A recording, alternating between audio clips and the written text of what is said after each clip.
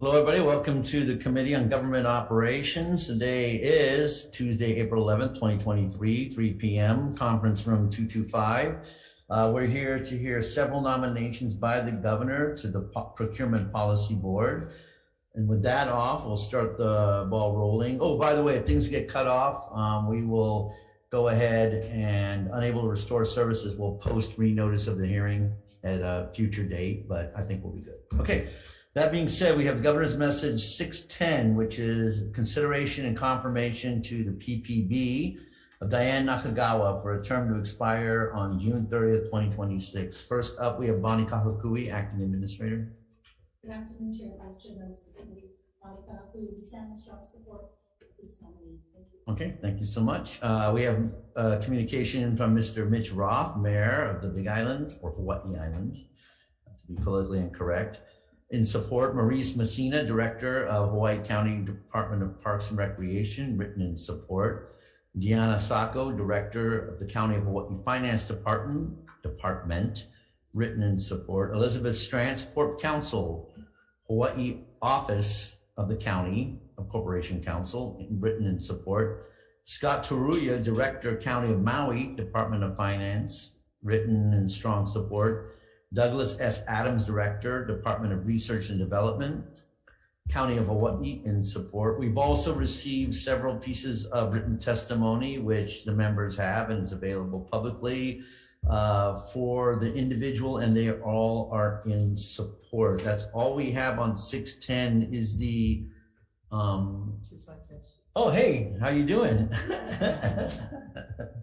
Speaking of Hawaii Island, thank you so much for being here. We'll go ahead and we'll allow you to testify to the committee on your nomination. Great. Good afternoon, Chairman and members of the committee. I just want to say thank you, first of all, just for the opportunity to speak with you today, and thank you for your flexibility to allow me to do that via Zoom. I greatly appreciate that. I am very honored about this nomination to serve on the Procurement Policy Board. I do come with 20 plus years of experience in public administration, many of which include budget, contract, and procurement oversight. I am currently the Deputy Finance Director at the County of Hawaii, and previously served as the purchasing agent handling our procurement oversight here at the county. I also spent 16 years at the City of Phoenix, mainly in economic development, working very closely with businesses. I believe fair, ethical, and competitive procurement is critical for our communities to get the best products and services at fair pricing. Again, I'm just honored by the nomination and committed to serve, and would be happy to answer any questions that you have. Okay, thank you so much for being here via Zoom. We do appreciate it. Members, are there any questions of the nominee? No, none at all. I have a couple for you, and thanks again for joining us. Gee, too bad you're not the new DBED director. Couldn't resist that. Sound very qualified. No pun against my good friend. First of all, you've been lauded in the pieces of testimony for the work that you have done, especially during COVID-19, on ensuring proper procurement of supplies for the different departments. And in your written testimony or letter to the committee, you said you've implemented several critical initiatives at the county level, including revamping the request for proposal process and developing a procurement training program. On those things, what do you think that you could, do you think that on the procurement board that you could be able to bring some of these new initiatives to the state level to assist in the request for proposal process? Yeah, absolutely. One of the things that our team really focused on here is training. So there's a lot of aspects on procurement that can get very complicated. And we have a lot of different procurement professionals at different levels and different levels of experience. And those details and that knowledge is critical to getting a successful bid out and through the process. So I think we really took a look at training and talking about the process, being able to provide training to our panel members, to explaining the process in the front end that really helps it through. But so I would be happy to talk about that and all the things that we've done here that's been successful in a role in the procurement board. Okay, great. I appreciate that. Thank you so much. Members, are there any other questions of the nominee who comes highly recommended from all the other counties? Okay, thank you so much for joining us. We greatly appreciate you being here. Thank you. Thank you very much. Okay, next up, we'll move to the next one on the agenda, which is Governor's Message 611. And I'm going to get my cheat sheet here. This is recommending for consideration and confirmation to the Procurement Policy Board gubernatorial nominee Lisa Maruyama for a term to expire on June 30th, 2024. First up, Bonnie Kahakui, Acting Administrator, SBO. Good afternoon, Chair, Vice Chairman. The state is going to understand that in strong support. Okay, thank you so much. Well, before I read off all the testimony that's been submitted on the nominee, since we have the nominee here, I'll have her come up and testify to her nomination.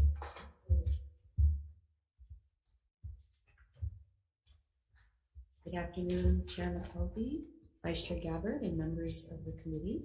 I'm Lisa Maruyama, and I am honored to be considered as a member of the Procurement Policy Board. A little bit of background, I was just sort of counting the years. It's been nearly 30 years that I have been working in the nonprofit sector here in Hawaii, and in various ways.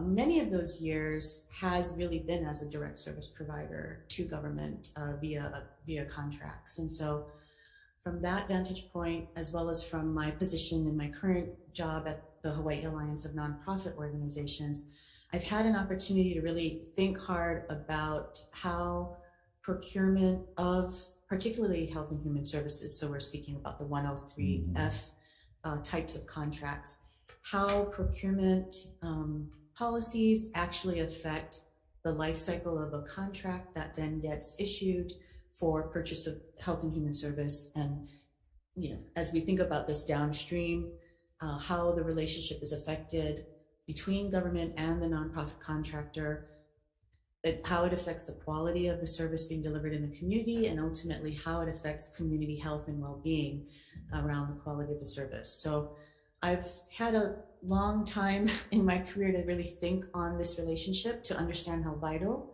this relationship is, but also I've had a chance to get into the weeds around the life cycles of these contracts. We actually engaged in a legislatively mandated task force back in, I believe it was between 2011 and 2013, where we were thinking on what it took to ensure prompt payment, good contracting, good technology that would facilitate good contracting and good delivery of service. We really had a chance to sort of unpack the complexities around these types of contracts, how we distribute and disperse and get resources into community fast, how we check in on the quality of those services as they're delivered, the responsibility by government to ensure the quality of those services. And a lot of those issues kind of pointed back to procurement, right? Are we procuring the right things? Do we understand the complexities, the nuances, the variability, the idiosyncrasies around the purchase of health and human service?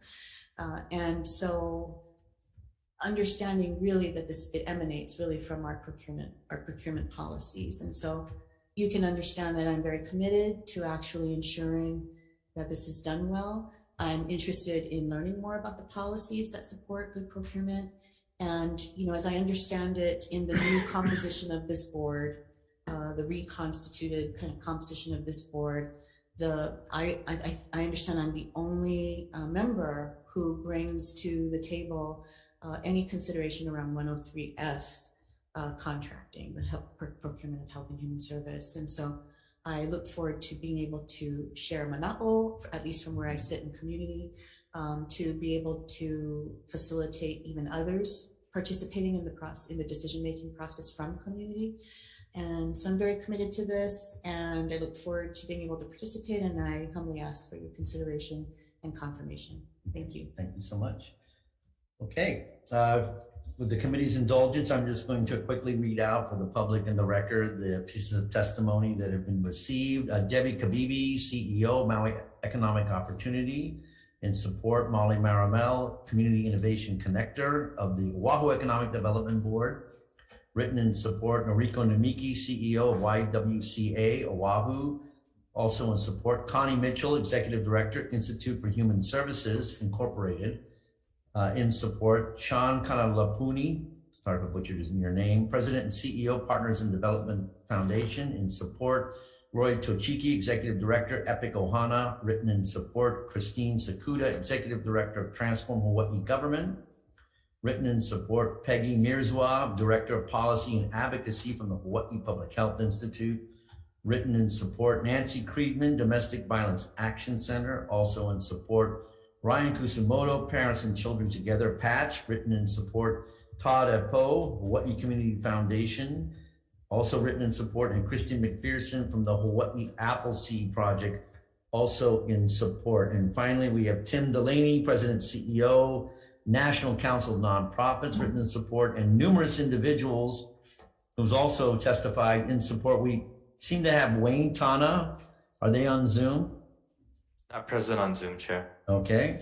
We also have late Deborah Zeisman, Executive Director of HCAN, Hawaii Children's Action Network Speaks, written in support. David Daroff, CEO of Kokua Kalihi Valley, also written in support. Late from Chiao-Ku Hong, an individual, and then of course the testifier herself who submitted written testimony in support. That's all we have, I believe, on GM 611. Members of the committee, are there any questions of the nominee? No, I have a couple quick ones, if you don't mind.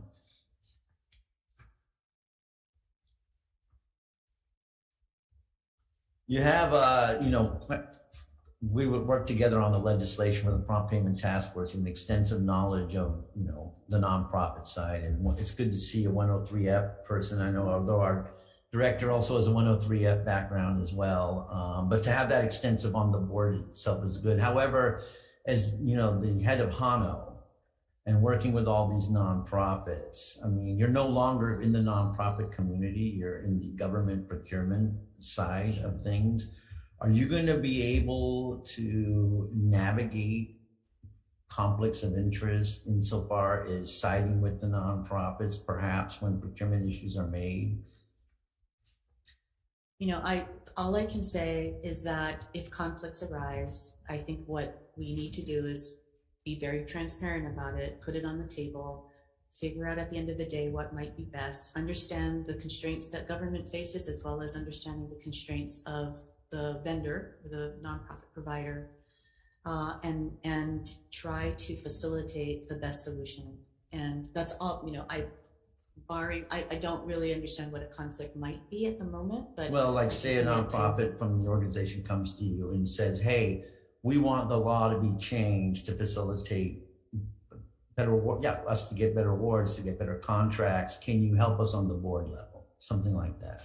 I think for me, from where I sit, and certainly I've learned how to do this at HANO as well, because we have small, medium, and large nonprofits that are constituents. And it's been challenging to actually find a solution that fits all. And so from where I sit, we've always tried to look at what is in the best interest of the majority.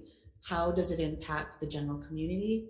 And always trying to apply that type of criteria to understand if this isn't in the interest of most, rather than one or two or few, a minority. And so I think that my relationship with many of these providers is honest and trusting, such that if it is not possible to actually see something through that they would like individually as organizations to see through, I'm comfortable having those conversations with them. Okay. And then, what do you see? I know it's, you just nomination came up. What do you see as perhaps one of the things we could do in 103F to help facilitate the system? Ms. Kahakui and I were just chatting about this idea of a robust training budget for procurement officers. So we would love to support that type of system-wide, statewide training across the department. So at a centralized point, but also a decentralized point for the procurement officers within the departments. Because what that translates to is if the procurement officer has a better understanding how to procure within the context of their department, it actually improves the relationship with the provider. And it results in better communication, better trust, all of that in terms of formulating the RFP, right? Understanding what the scale and scope should be, and then understanding how to properly evaluate on the deliverables. And oftentimes when we again, it emanated out of the task force, prompt payment task forces. Some of the issues that arise are really around just those breakdowns in relationship, mistrust, miscommunication, a misunderstanding of this, of how the service is going to be evaluated, right? How the performance should actually be evaluated, et cetera. Delays around the evaluation performance, which actually result in delayed payments. So anyway, meaning, these are the things that I think we could be talking about at the Procurement Policy Board around where do we apply some resources to shore up those relationships and that understanding and education. How do we think about professional development? On the 103D side, I understand Ms. Kahukui is actually trying to use technology to get all of the procurement process online. We would love to see some form of that on the 103F side. And we're big proponents of technological transformation to actually improve processes and communication and transparency, and also data collection, right? If we can get some of these things, while I understand health and human service procurement is variable and it's very idiosyncratic and it's very particular to the type of service, it's hard to aggregate and procure in large batches, so to speak, right? And so I understand that is the reality on the 103F side, but to what degree can we even start to ask ourselves some questions around how technology could be applied to improve those processes? So I'm really interested in having those conversations. Okay, well, thank you so much. Any other questions, members? If not, thank you. Appreciate it. Okay, we'll move on to the next governor's message on our agenda today, which is, drum roll please, we have Governor's Message 590, thank you for the drum roll, 590, which is consideration confirmation to the Procurement Policy Board gubernatorial nominee Richard Hetzel for a term to expire again June 30th, 2025. First up on the nominee, sorry, my bad, my sheet here. 590, we have Bonnie Kahukui. Thank you, Chairman, members of the committee, State Recruitment Office, and testimony. Okay, thank you so much. Ryan Sakuda, General Contractors. Good afternoon, Chairman, Vice Chair, Governor Ryan Sakuda on behalf of the GCA. The GCA stands in strong support of Mr. Rick Heltzel. Mr. Heltzel has extensive experience in procurement, especially federal procurement. He is the president of Healy Tibbetts Builders, and I believe it speaks volume to his character that he's willing to take the time out of his busy schedule to volunteer for the Procurement Policy Board. The SPO is currently undergoing rulemaking on a past performance database, and Mr. Heltzel will be able to provide his knowledge and experience regarding federal procurement because the federal procurement system uses a past performance database, whereas the state procurement has not implemented one yet. So his familiarity with that will be extremely important, as he'll be able to tell what works and what may need some improvement. I personally had the privilege of working with Mr. Heltzel on numerous occasions and have found him to be extremely knowledgeable and fair. Okay, thank you so much. Before we get into the other piece of written testimony, we'll go ahead and have the nominee himself come on up and testify to the position. All right. Good afternoon, Chairman Calvin and members of the committee. My name is Rick Heltzel. I know my official name is Richard, but I go by Rick. So Ryan did a good job of explaining my background, but I'd like to start off by saying I'm very, very honored to be considered to be a member of the Procurement Policy Board. This is something new for me. I've been in construction my entire career. I've never been involved in government, but I'm aging and moving on to the retirement time of my life. But I'd like to give back to our industry as well as the state of Hawaii. So I look forward to hopefully being confirmed and given the opportunity to work with the committee. My background is Ryan addressed. I've been in construction since I was in college for over 45 years and been working in Hawaii since 1983. When I first moved to Hawaii in 1983, I became the RME for our company, Healy Tibbetts Builders, and I am currently the president of Healy Tibbetts, and I've been in that position for approximately 20 years. We do contracting for various agencies, state, local, and the federal government. So I'm involved in every aspect of our processes for procurement, and executing contracts and have a pretty in-depth knowledge of not only the federal government procurement system, but also the state and city and local agencies. So my hope is that I can provide my expertise, especially with the federal procurement systems that have pretty advanced systems in place, similar to what the state is trying to achieve within their global systems. And I'm interested to learn more about what Bonnie's been working on over the past few years, and happy to provide input and help. I think help advise on unintended consequences of some of these initiatives that can create bureaucracies or overburden some administrative tasks that really have no benefit at the end of the day.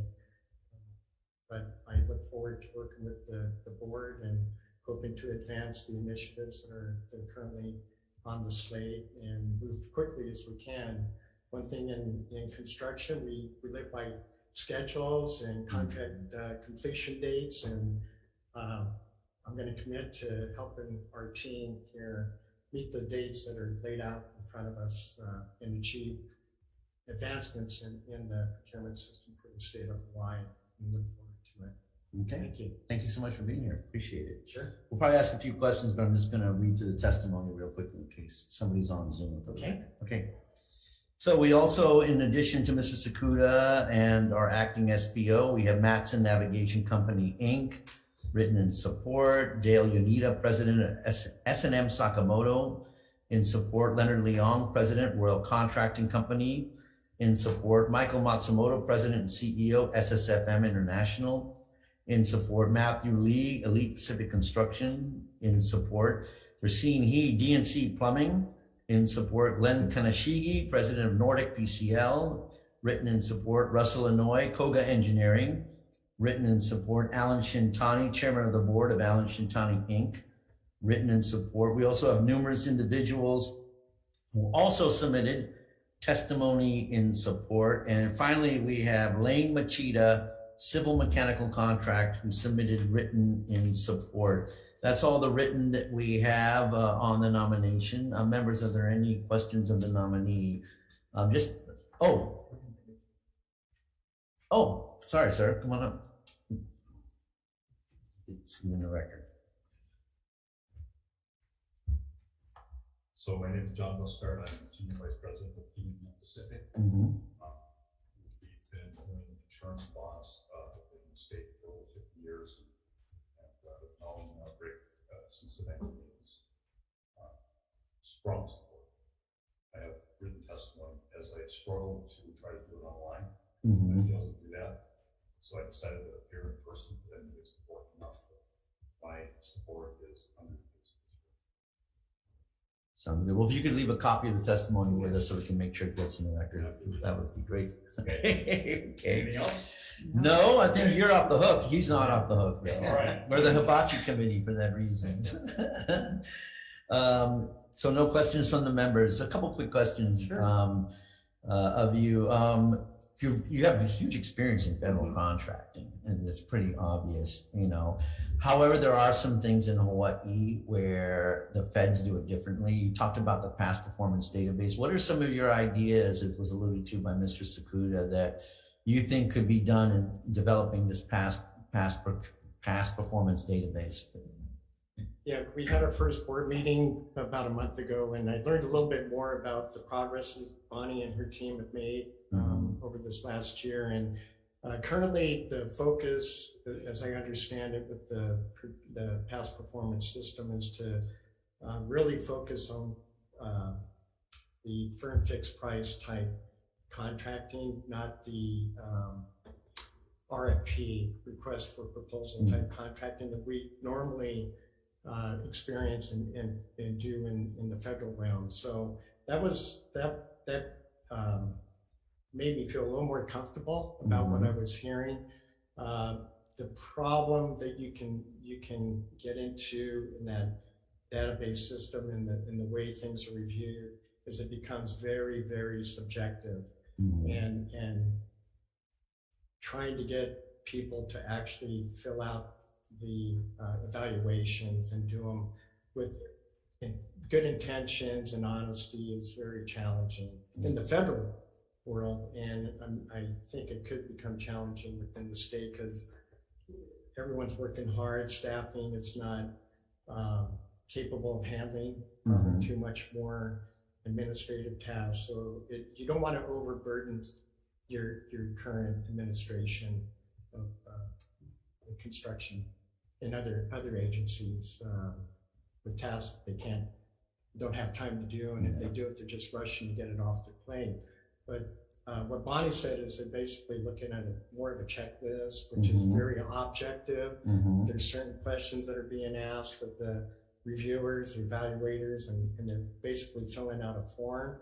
Very, very clean, not really open to subjectivity. And so the real concern is that if you open it up to subjectivity, you make it an unfair process in the future, because contractors and businesses in the state of Hawaii are going to be judged based on those evaluations. And the one thing I would say that the government does really well is they have a process where the contractors can respond and provide comments and feedback before an evaluation is actually committed to record. And I don't know, I think Bonnie mentioned or her team mentioned that would be part of the process that they're looking at right now. Now, as this program advances maybe into RFPs, requests for proposals, we might have to be a little more careful about what we're trying to develop here. But I'm comfortable with what I heard in that first meeting. Okay, very good. No, I appreciate it. Yeah. We, in Hawaii, you're the member of the general contracting community, but, we have a subcontractor listing schemata in Hawaii. Yes. Do you think what is your position on subcontractor listing? Yeah, good question. I should have mentioned in my response to the questionnaire that our company, though we have a general contractor's license, we also have specialty licenses, and we do operate as a subcontractor. So I actually see the world through two different lenses, as a general contractor as well as a subcontractor. And I'm receptive to some of the concerns the subcontracting industry has to rule changes and protecting what they deem to be opportunities for mischievous by general contractors and government agencies. So I think I have a very open mind when it comes to how the subcontracting rules should be and how we can address them to be fair. The main driving force behind any of our choices would be fairness to everyone, not one particular group. And it's always a tough challenge, but I think we've got a good team here, and we'll be able to listen to reason and come up with the best choices. Agreed. No, I really appreciate that. I really appreciate the fact that you're dual licensee, and have that experience as well, because that was a concern of the committee reviewing everything. So thank you so much. Okay. Thank you. Oh, yes, sorry. Thank you for your willingness to step forward. And I wanted to just get a temperature check from you on your ideas of public-private partnership. Legislatively trying to build a stadium, it's stuck in the RFP process because we can't seem to figure out a perfect RFP. What's your take? I mean, the stadium is the first kind of big effort the stadium is trying to explore the idea of how to navigate through a public-private partnership. But is that something that you're receptive to, or should we just continue to be a design build state? I'm not an expert on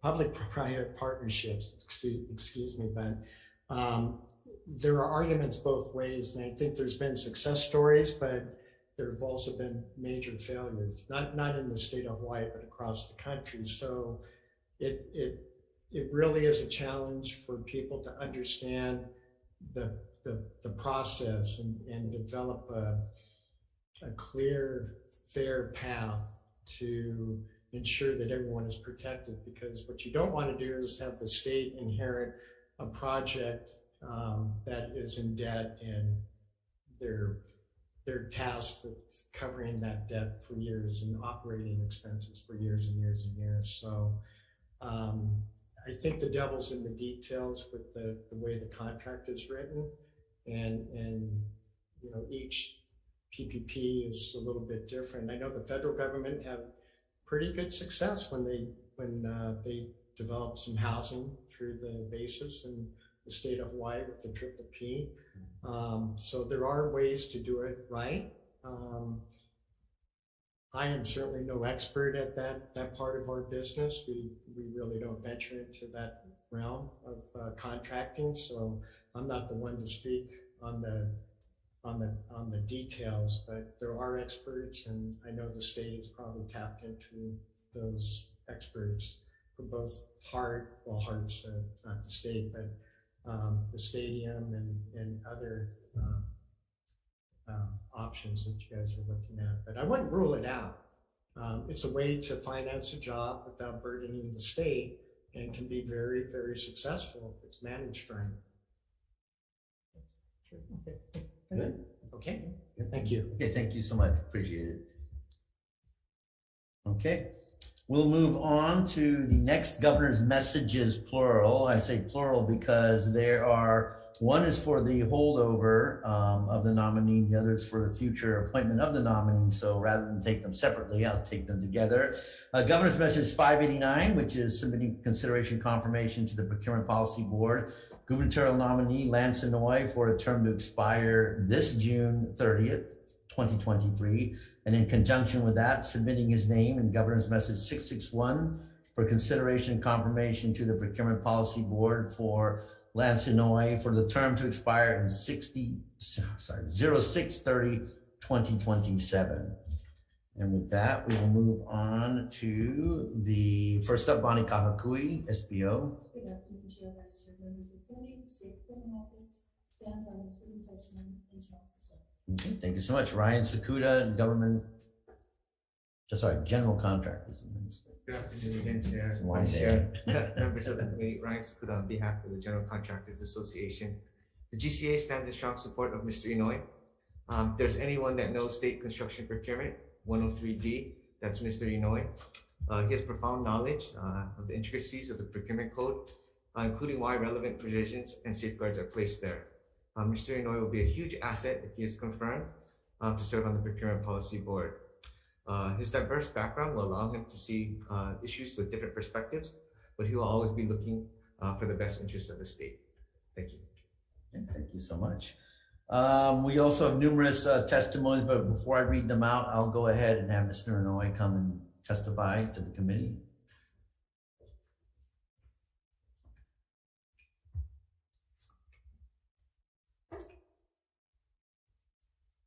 Thank you, Chair McKelvey, Vice Chair Gabbard, and members of the committee, esteemed members of the committee, I must say.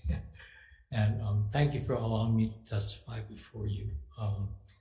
I have submitted answers to your really good questions, tough questions. So I didn't want to repeat all of that. I also submitted written testimony. And I don't know, did you folks receive that? Yes, we received written testimony. Okay. And thank you for answering the questionnaire too. You just want to go ahead and add to it, that's fine. Yeah, I thought I wouldn't bore you again with all that. Maybe the only thing I want to say is a little bit of my background, which is in my written testimony. But I come from plantation town of Punia for 6 years, raised by my dad and my grandparents there. Probably the best years of my life. I've spent, except for 10 years of my life, I've been a Hawaii kama'aina, so to speak, all my life. 10 years going to college and serving in the Navy. I bring that up mainly to show that I'm not as polished as some of my esteemed members here, so I may flub up a little bit, but I got to learn the aloha spirit, which is what I wanted to express as much as I can in serving on this board. And I wanted to thank Governor Green for nominating me to this position. I think of it as an honor and privilege. I also want to thank the members who have testified in written support, as well as some who have come personally. I appreciate it. And maybe the last thing I want to say is the whole reason that I wanted to serve this is to help with the trying to deliver public goods and services in the best way possible, while still maintaining the fair and ethical procurement process. So I think that's all I'll say. I don't want to bore you. It's all written down. Okay, no, we appreciate with the written. So just hang tight for 1 second, just so we can enter into the record. We have testimony from Dale Unita, President, S&M Sakamoto Inc. in support. Hawai'i Lesset, written in support. Michael Matsumoto, President, CEO of SSFM International, written in support. Racine He, DNC Plumbing, written in support. Alan Shintani, Chairman of the Board, written in support. Glenn Kanashigi, President of Nordic PCL, written in support. We also have several pieces of testimony from individuals who write testimony in support.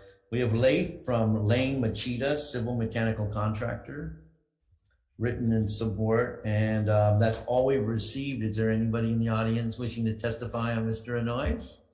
Even later. Yeah, come on up. Just have you steal the mic from him so we can, if you don't mind. Thanks. Okay, I want to express my strong support. And one of Lance's traits, I've known Lance since the 80s as well, is humility. Mm-hmm. So he's very experienced, and he probably submitted up to 1,000 bid proposals in his working career. So working with the procurement system is in his blood. And I think he could be a great asset, not only for the interim position, but for the one that goes through 2027. Okay, thank you again for this piece of testimony. Appreciate it. Okay, members, are there any questions of the nominee? Okay, yes, go ahead. Sorry, I just want to ask a similar question that I asked Mr. Hitzel about just your thoughts on public-private partnership. Is that something that the state should explore, or just refrain from getting into that area? Yeah, my view of it is it all comes in under the purview of 103D 303, which is better known as the RFP process. You have design build, design assist, PPP can be put under that. So I think it's something that shouldn't be just thrown out as not good. There's so many variations of public, as Mr. Hiltz pointed out. Some involve financing, some do not. Some involve maintaining. In other words, you have years of having whatever you build being maintained. And you need to look at each one and see the benefits or the specific problem that you're looking at, or construction project or whatever project you're looking at, to see what makes sense in the long term. Too many times we the state and city put out projects to build something great, but we don't look at long-term maintenance of the project. And so in that sense, maybe public-private partnership would make sense. So I'm not necessarily pushing for public-private partnership, but I wouldn't discount it. I would consider it as well as part of the other processes like our design build, design assist. And there are other new delivery processes coming down the line, all under the RFP process 303. So, yeah, I mean, you look at the stadium right now; it's touted as a design, build, operate, maintain. And the WAM chair, as we talk about building a potential new prison, talking about a lease buyback scenario as well, both, which obviously includes public-private partnerships. So it seems like there's some momentum, at least from the Senate side of things, to kind of look at a different way of building out state infrastructure. So yes, I'm glad to hear that you're receptive to that idea of doing things differently in the future. And if I may, I'm glad that some of my esteemed potential members of the Policy Procurement Board have these background like Diane, I guess, with her fiscal responsibility, the money part of it, which would really help in deciding, about the value of a particular public-private partnership. And I want to mention Lisa too, because as you can tell from my testimony in other ways, I have no experience in 103F, and she has all the experience in the world. Mm-hmm. So I'm going to learn a lot from Lisa on this. So, but yes, no, I'm not close to the idea, but there's so many variations that includes a lot with money too, a lot of worries about how do you spend the state's money in the best way. You're welcome.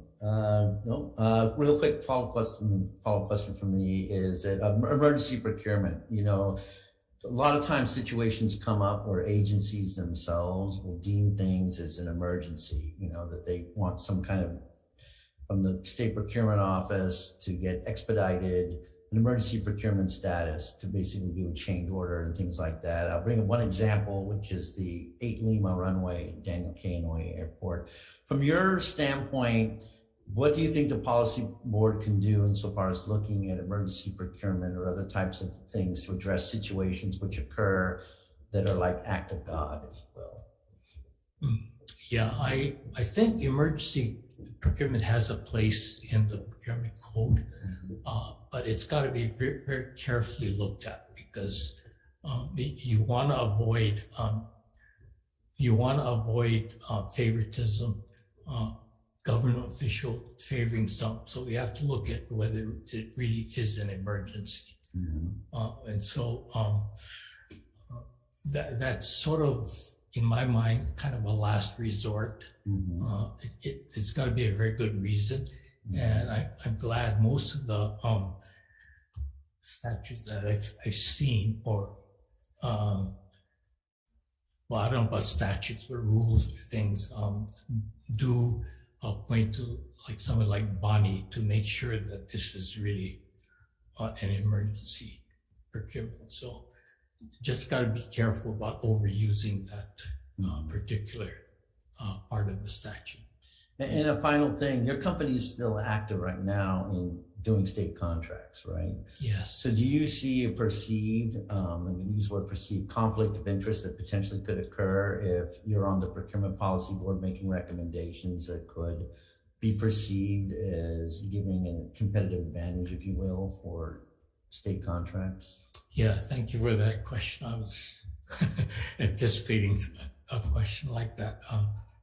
All I can say is I try to, well, first of all, I'll try to be transparent about it, make sure everybody knows that it might affect our company, especially if it's a direct impact on a company, which I would recuse myself if there's a direct impact.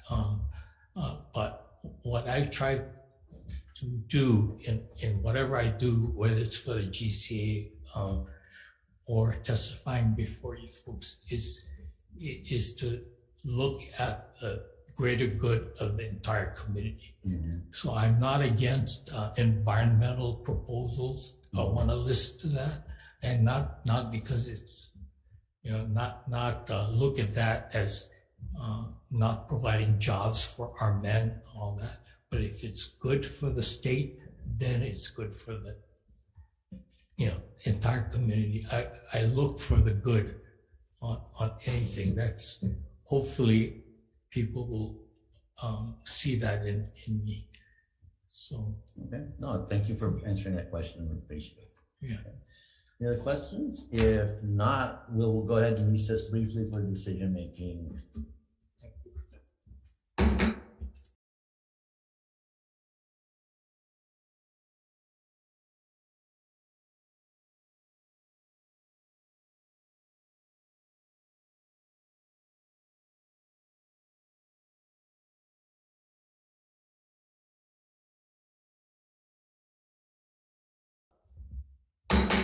All right, welcome back, everybody, to the Committee on Government Operations. Several governor's messages for advise and consent that we are reviewing. First up, we had Governor's Message 610, which is recommending from the gubernatorial nominee of Diane Nakagawa for the term to expire 06/30/2026. As the new county representative on the procurement board, she comes highly recommended, not only from her own county, but what struck me is from Maui County and the other counties as well.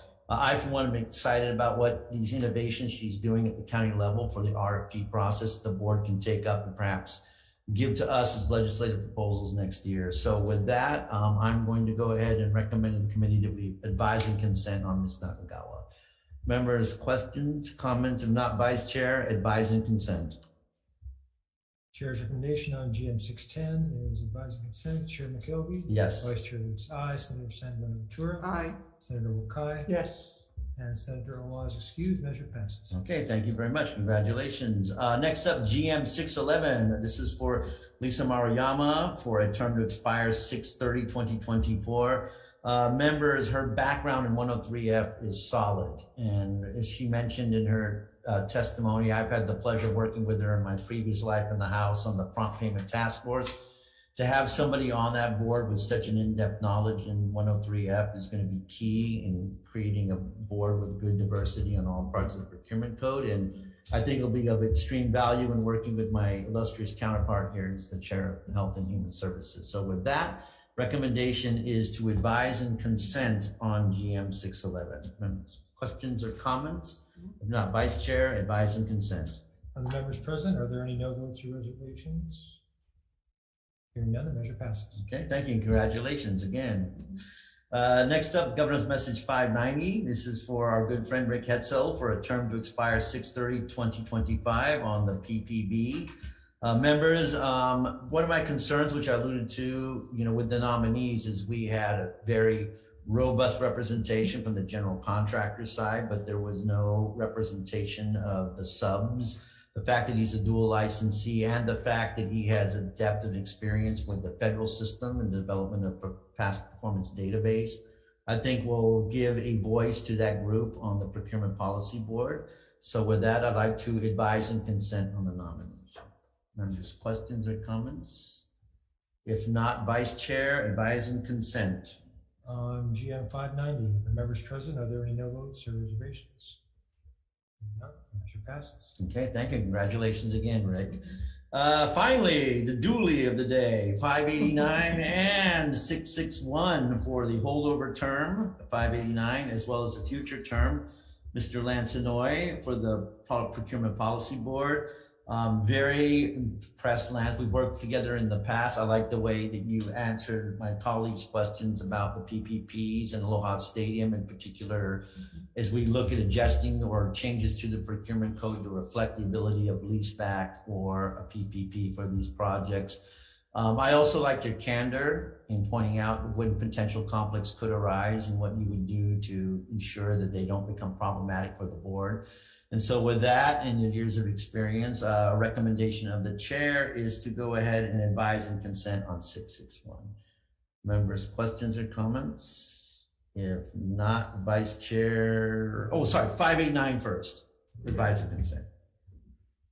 Okay, Chair's recommendation for advice and consent on 589, and members present, any no votes or reservations? Hearing none, the measure passes. Okay, now to the future. GM 661, same comment, same recommendation, advise and consent. Okay, members present, any no votes or reservations? Hearing none, the measure passes. Okay, thank you. Congratulations, gang. And we look forward to all the good stuff you can do to help us speed up these projects.